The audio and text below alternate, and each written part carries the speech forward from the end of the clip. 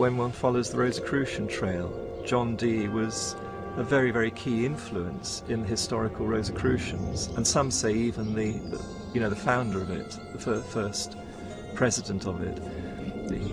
But at some point, the presidency was given over to Francis Bacon, and he was in charge of the Rosicrucians, not just in England, but it spread right through Europe, and was following Bacon's particular program. And outwardly Bacon called his program the advancement of proficience of learning. This advancement of learning represented Bacon's desire to transform the world through knowledge. But he recognized that the key to obtaining knowledge was in a people's ability to communicate. As such, Bacon worked to reform the English language in ways never before realized. And it is a bit strange that the English language, as crude as it was in the time of Bacon's youth, by the time he died, it was becoming one of the most refined languages. But in England at that time, the English was dreadful. It was garbled with all kinds of different dialects, because if you think about it, England was made up of the Saxons, the Danes, the Gauls who had invaded, they were the Frenchmen, and they had a whole mixture of languages. So very often one Englishman could not communicate with another. To address the problem, Bacon surrounded himself with writers and poets who were like-minded. All these people, these kind of intellectual people, they all read and wrote in Latin, but they said, look, we need an English language. We're going to be a great country. So they needed a language and literature. So how to develop that skill. And that's what, I think that's principally what Bacon did. He gathered around him a literary society, writers, poets, artists as well. And some of them were employed to as part of the Secret Service of Queen Elizabeth, and they had communications with people all over Europe, in all the different countries of Europe, and from their letters they derived the roots of new English words, which they invented and put out. These new words were put out through a variety of literary works, books and poems and plays of the theater. Bacon's circle of writers and poets were largely responsible for the explosion of English literature during the Elizabethan era. They included such notable authors as Ben Jonson, Christopher Marlowe, Sir Walter Raleigh, and Edmund Spenser, to name a few. In addition, Bacon was dedicated to bringing the sacred knowledge of the ancient world to English-speaking people, knowledge otherwise kept hidden by the barriers of language. When he died, and subsequent to that, they've culled together at least 2,000 books. Not books that he wrote, because obviously one man couldn't write that number, but he had what he called a scriptorium. These were scribes who he paid to write for him. When he was the Lord High Chancellor of England, he had wealth, and he used to pay the scriptorium, these scribes, and he paid people to translate the classic books, Homer's Iliad, all the old Greek, the Roman classics, and all those classics, Livy, translate them all into English and put them in books. It turns out too that Bacon had a printing press. He had a factory with using brass plates for printing. That was his own thing. Nobody knew about that until rather recently. But nevertheless, there were 2,000 works that we know of that passed through his hands in one way or another to give literacy to the English public. Printing presses to make these books available to many people at a cheap price. But Bacon's purpose and that of his literary society was to prepare the people of the old world to colonize the land of the new. As the term colonization scheme suggests, the launching of Bacon's plan for America was not by chance, but by design. It could be said that his great scheme began at an early age, perhaps when he was sent by Queen Elizabeth I to the court of France, where he was inspired by the example of the French poets.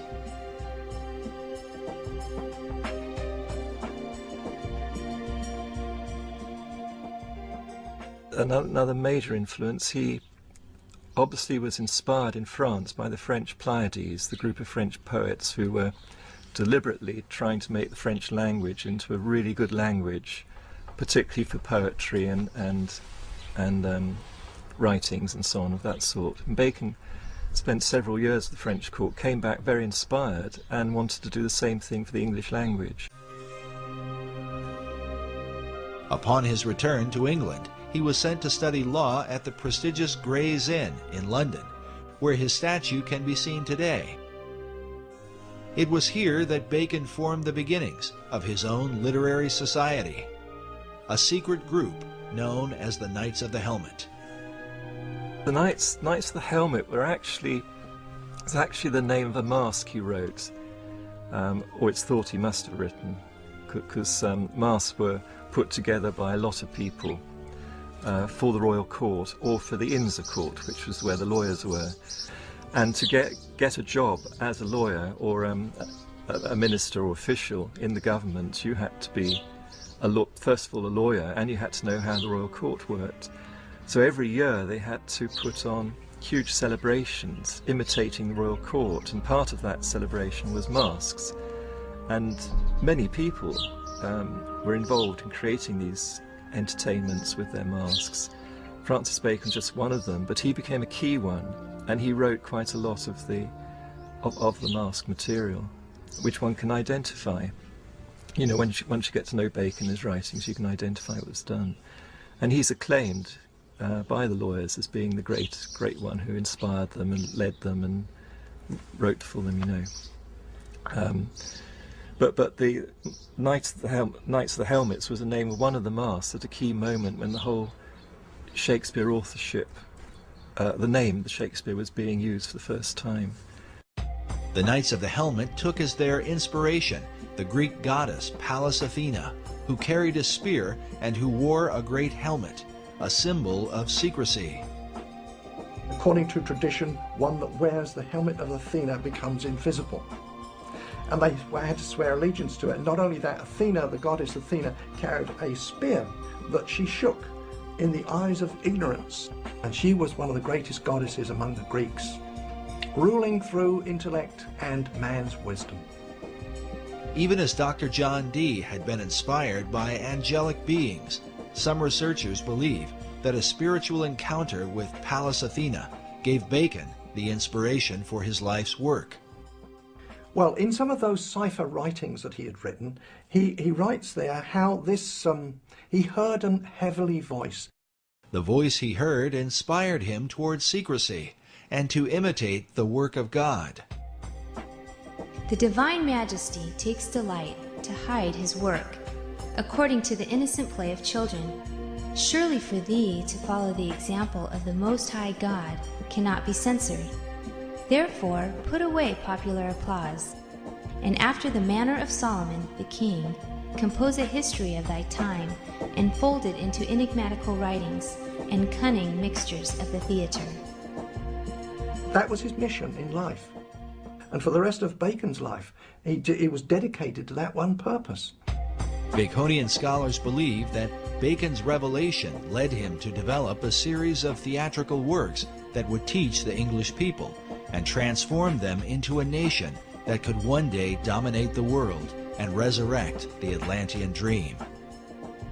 Believing that he put away popular applause as his heavenly voice had commanded, he is said to have written behind the identity of William Shakespeare.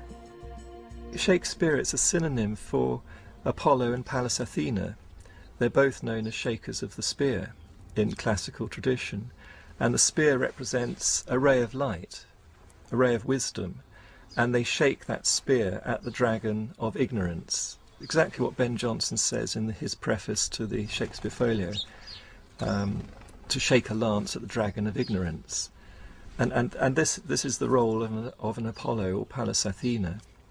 And they have always been the muses of the other 9 muses, who themselves are the muses of all the writers, poets, artists, and so on in history. So Apollo and Athena are the great inspirers. They are the great Shakespeares. Bacon incorporated these Greek gods within a key symbol, the AA headpiece representing Apollo and Athena. Usually one of the A's is shaded, denoting a light and dark side. This symbol is found printed at the head of certain pages within the Shakespeare Folio and among the acknowledged works of Francis Bacon. Of the two polarities, Apollo and Athena, it was Athena that seemed to dominate Bacon's imagination. Pallas Athena was, she shook her spear at the eyes of ignorance, so she was the spear shaker. Now, she's always been known as the spear shaker. That was long before the time of Bacon. Back to the Greeks, the spear shaker. So he took that name, spear shaker, and just turned it around to make it Shakespeare, and it used to be written with a hyphen, and then it became one word, Shakespeare, as the name of the playwright for those Shakespearean plays. But what of the real William Shakespeare, the Stratford man whose name has been revered for nearly 500 years? His writings have been attributed to a number of other authors, including the playwright Christopher Marlowe, Edward de Vere, the 17th Earl of Oxford, and even Queen Elizabeth herself. But Sir Francis Bacon seems to lead the pack of would-be bards, with well over 200 books, essays, and pamphlets on the subject, many of which insist he is the real and true Shakespeare. Meanwhile, Baconian scholars argue that the Stratford man simply lacked the experience and education to have written the works that bear his name. There is a mystery, because when you look at the plays, everything that's in them and what lies behind them in terms of experience, knowledge, and so on like that's expressed through the plays, and the philosophy in the plays, and so on like that, they do not match up with what we know of the life of the actor. In fact, the life of the actor is quite well known. You know, there's quite a lot of research been done on William Shakespeare Stratford, so a lot is known about his life, and none of it matches up what you can deduce from the author from the plays themselves. In fact, the more we find out about the life of the actor, the worse it gets. Here you have a guy who is barely literate enough to make a mark, much less write his name. His mark was only existent in 5 documents. There's not a single letter either from him or to him by any of his contemporaries. How can this guy have written the greatest literary works in the history of the world? It just didn't happen. Whoever's the author certainly knew about certain things happening abroad in the royal courts, in France, in Italy, and in Spain. Not only taught the workings of the court, but the intrigues as well, and who would know that? Certainly not a play actor like the William Shakespeare. There's no way that man could have known the intrigues that went on inside the court. But Francis Bacon did.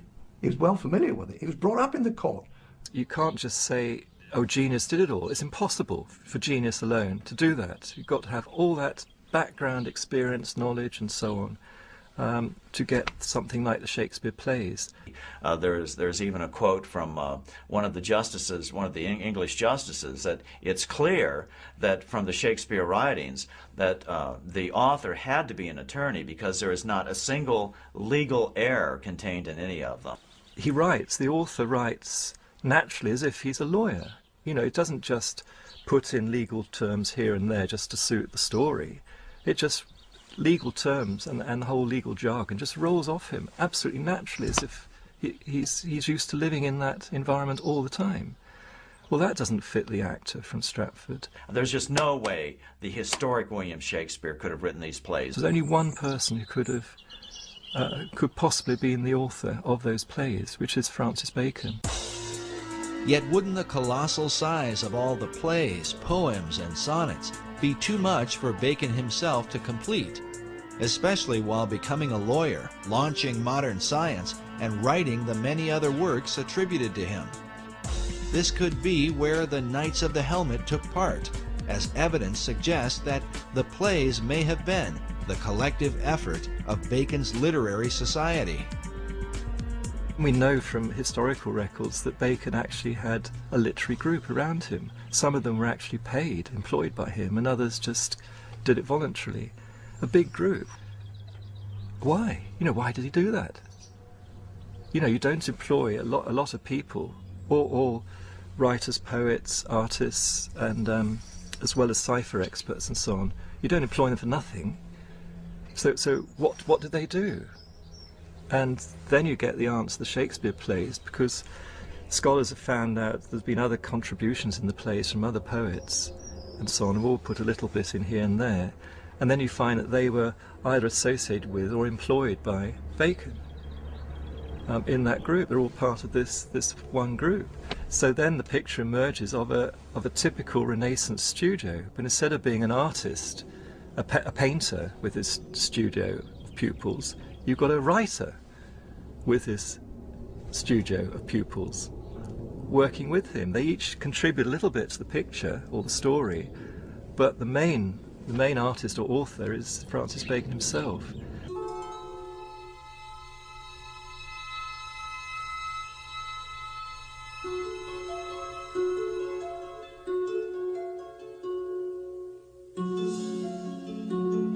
But in the town of Stratford-upon-Avon, people come from all over the world to view the birthplace of the man considered to be the greatest literary mind of all time. In Stratford, they hold a strong view against the suggestion that Shakespeare was anyone but himself. It's a conspiracy theory, and it's all aimed at toppling the greatest writer who's ever lived. There is a Shakespearean Trust in England, and these are people who are dedicated to the cause of supporting and maintaining that William Shakespeare, the actor, was the actual playwright. I think it's highly unlikely. Dr. Paul Edmondson is the head of education at the Shakespeare Birthplace Trust in Stratford-upon-Avon. In this debate, he is known as a Stratfordian, not just because of where he lives, but because of his traditional view of Shakespeare. The Stratfordians are considered the academic adversaries of Baconians. We asked Dr. Edmondson to comment on the Bacon-Shakespeare theory. It first occurred in 1785. A vicar just outside Stratford got to the age of 80, and then there's some report of him burning the papers that he'd been working on, as if in his later years he just kind of renounced any theory that he had about Bacon. It was taken up in 1856 by, what a surprise, Delia Bacon, no descendant, but she wanted to prove that Bacon wrote the play. She even went as far as having herself locked in Holy Trinity Church to dig up the grave of Shakespeare, convinced that some manuscripts would have been inside the grave saying, "I did not write the plays, it was Bacon instead." And she didn't get as far as digging up the corpse of Shakespeare, and later she went mad after the publication of her book. But her book was groundbreaking. She had good support from Nathaniel Hawthorne, Mark Twain. She knew literary figures in the States. Mark Twain was certainly convinced that the historic William Shakespeare did not write the Shakespeare plays, and this is a guy. How can you deny his conclusions? He had the money to investigate it. He had the time to investigate it. He's not known as a crackpot in any other venue. In 1909, Twain took up the Bacon-Shakespeare controversy with his own book titled Is Shakespeare Dead?, in which he questions the reputation of the Stratford actor in his lifetime. He's saying that in Shakespeare's own life, no one regarded him as being important or famous or a brilliant playwright or anything like that. It was only 2 or 3 generations after his death that suddenly the historic William Shakespeare became a big deal. So however, the plays enjoyed immediate success and immediate prominence. So how do you explain that? That's simply not true. There's all sorts of evidence that he died and that he was remembered after his death. First of all, there's the very significant memorial bust in Holy Trinity Church, which not only is an early likeness of Shakespeare to give us a sense of what the man actually looked like, but it also mentions him as a great writer on the inscription of the monument, "See living art," but paid to serve his wit. I'm paraphrasing there, but it mentions living art and looking at the page rather than the monument, which is an echo of, or prefigures possibly, the commendatory verse of Ben Jonson, Shakespeare's friend and contemporary playwright, at the front of the First Folio. The First Folio is the first time Shakespeare's works are gathered together after his death by his friends. That's crucial. What is equally crucial is that the 2 tributes mentioned by Dr. Edmondson did not come about until years after Shakespeare's death. Other great writers of the time, like poet Ben Jonson, were given more immediate recognition within months of their passing. Just as importantly, the great folio assembled by Shakespeare's friends 7 years after his death contains what many believe to be some important clues. 19th century author W.F.C. Wigston referred to William Shakespeare as Phantom Captain Shakespeare, the Rosicrucian Mask. This may have been partly due to the world-famous Droeshout portrait that appears on the front of the original Great Folio of 1623. Note the presence of a line extending from the jawline of Shakespeare to the bottom of his left ear, as if to suggest the face were simply a mask. If this seems far-fetched, consider the dedication which appears beside it, written by poet Ben Jonson, a friend of both Shakespeare and Sir Francis Bacon. With a rather mysterious twist, Jonson concludes with the words, "Reader, look not on his picture, but his book."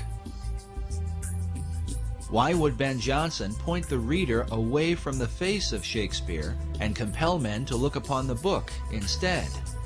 A dedication that seems to parallel the monument at Holy Trinity Church. On the inscription of the monument, "See living art," but paid to serve his wit. I'm paraphrasing there, but it mentions living art and looking at the page rather than the monument. Are these allusions made by the men who knew the real William Shakespeare, that he was simply a mask or frontman for Francis Bacon? Bacon paid him off to go and keep his mouth shut. The monument at Holy Trinity Church refers to the page that serves Shakespeare's wit. But when one looks upon the page beneath his hand, it turns out to be blank. Some Baconians believe this is a secret code, alerting the reader that the Stratford man himself wrote nothing. The empty page is said to match the empty expression on the face of Shakespeare, who Baconians argue could barely write his name. It's actually a big embarrassment to, you could say, the academic fraternity that believe the actor wrote the plays. The question of Shakespeare's literacy is often mentioned because of the few known signatures he left behind. As one writer puts it, the scrawling, uncertain method of their execution stamps Shakespeare as unfamiliar with the use of a pen. Perhaps a modern equivalent of this is to say, you know, how good is your signature on your credit card? How good is your signature when you sign your name in a shop or on a bank transaction or whatever? There are several signatures which survive of Shakespeare. How good would you like them to be? While Baconians argue that Shakespeare lacked experience, Edmondson points out that, as the son of a glove maker, he was uniquely qualified. There's lots of references to different kinds of leather. For example, Feste's line in Act 3, Scene 1 of Twelfth Night about someone's wit being like a cheverel glove. Cheverel, as the son of a glove maker, Shakespeare would have known, is a kind of kid skin which stretches and stretches and stretches when you're making the gloves. It's a very soft, supple material to work with. And here you have it immersed in the wordplay of one of Shakespeare's clowns. Francis Bacon knew nothing about different kinds of leather, I would suggest. Actually, you could turn this whole thing on its head and say that Shakespeare wrote Bacon, which is something that a lot of people don't suggest, because why bother to do it that way around? One of the problems is the Shakespearean Trust is that while these objections come up to William Shakespeare being the author of the plays, they refuse to investigate the contrary evidence which has been put forward to them. They refuse to look into it. They refuse to look into the cipher codes that Bacon incorporated in the first folios, for instance. Bacon uses this cipher in the Shakespeare work and his own, and in the work under his own name. But he also, in doing that, signs his name and the name of the Rosicrucian fraternity. This code system of writing he used all his entire life. The examination of the cipher codes in Shakespeare's plays have filled hundreds of books and essays over the last few centuries. But perhaps the most specific evidence are the presence of Baconian and Rosicrucian emblems in the Great Folio of 1623 and in earlier works by Shakespeare. Bacon's light A and dark A symbol appears, representing the two Shakespeares, Apollo and Athena. Meanwhile, this Rosicrucian emblem, featuring the god Pan, is found prominently throughout the work. Other mystical headpieces with Rosicrucian symbolism are found both in the Shakespeare Folio of 1623 and in works openly published by Sir Francis Bacon. The varied symbols and ciphers clearly mark the presence of Bacon and his Rosicrucian fraternity, while to what extent they were involved in the writing of the plays remains a matter of debate. But perhaps the most compelling evidence is that the works of Shakespeare helped to accomplish exactly what Bacon and his Knights of the Helmet set out to achieve. While the numbers vary, the plays are said to have developed some 20,000 words for the English language, with some words being created, older words being revived, and current words being used in new ways. Could the actor from Stratford, with a limited education, have accomplished this coincidentally? The Shakespeare controversy was illustrated quite clearly by Masonic author Manly P. Hall in his book, The Secret Teachings of All Ages, where he reveals the veiled purpose behind the writing of the plays. He says, Sir Francis Bacon, the Rosicrucian initiate, wrote into the Shakespearean plays the secret teachings of the fraternity of the Rose and Cross, and the true rituals of the Masonic order. The Bacon-Shakespeare controversy involves the most profound aspects of science, religion, and ethics. He who solves its mystery may yet find therein the key to the supposedly lost wisdom of antiquity. Incredibly, it may be said that the plays themselves represent the whole confusion of America's foundation. For while Shakespeare contains a clear representation of Christianity, with some 1,200 biblical references, along with them are plays with openly pagan and magical themes. Like the symbol of the Rose and Cross, the plays combine the teachings of Christianity with the wisdom of the mystery religion.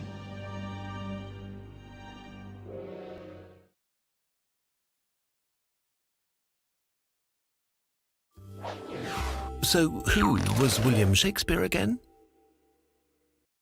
Well known, the Bard was an English author of famous plays about a lot of different things, and he lived during the Elizabethan era.